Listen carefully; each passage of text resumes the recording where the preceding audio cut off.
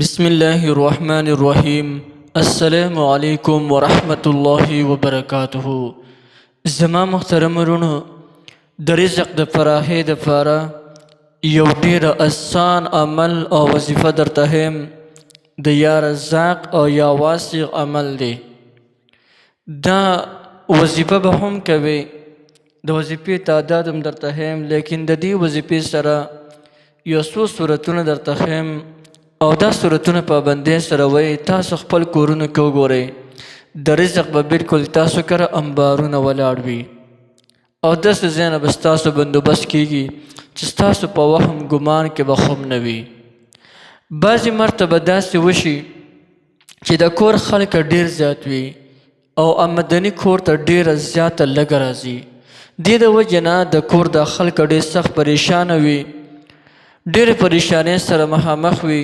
یعنې د هغوی روزي لنډه تنګه وي، روزي چاته نه رسي. که سحر وخوري نو ماښام څه نه وي، او که ماښام وخوري نو سحر څه نه وي.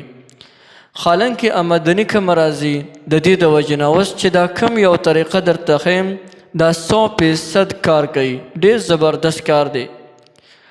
یو 3 صورتونه درته ښیم او یا رزاق یا واسع طریقه هم درته ښیم.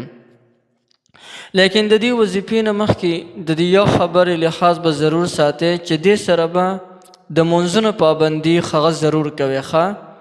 دا وظیفه ځکه چې د منځونو نه پس ده، نو 5 واړه وخته مونځ به په پابندۍ سره کوئ.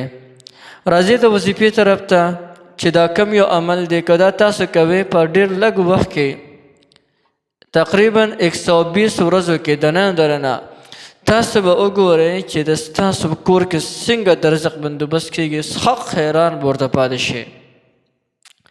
د ټولو اول به د هر مانځه نه پس چې هر یو مونځ وي، مثلا د سحر مونځ نه پس هم کوئ، ماسپښین به هم کوئ، مازدیګر به هم کوئ، ماښام او ماسخوتن هم کوئ. اسانه طریقه ده، لږ شان وخت به وباسئ. د ټولو اول به تاسو 11 کرته درود شریف ووایئ. د هغې نه پس به 3 کرته علم نشرح صورت ووایئ. بیا به یو فیڼۍ سورة الفاتحه یعنی الحمد ووایئ، الحمد شریف مکمل صورت. او د هغې نه پس به 3 ځله سورة القدر ووایئ. او بیا به 300 کرته یا رزاق یا واسع وظیفه وکړئ. د هر منځه نه پس دا کوئ تر د 120 ورځو پورې مکمل جاری ساتئ.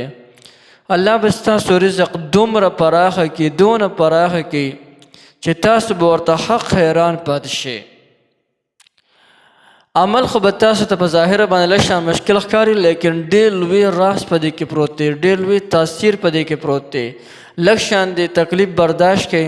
تاسو وګورئ د داسې ځینه نه به د ستاسو روزې راځي چې د ستاسو په وهم او ګمان کې به خوم نه تېرېږي. نو یو ډېر زبردست عمل دی، هر څوک یې کولی شي او هر چاته د دې مکمل اجازه شته دی. که د ستاسو یاران دوستان په ګاونډ وغیره کې چاته د روزې مسایل وي، نو دا وظیفه هغوی ته خوم ښولی شي. په دې طریقې سره دی دغه وظایفو کې الله جل شانه به د هغوی روزي بسیاره پراخه کړي.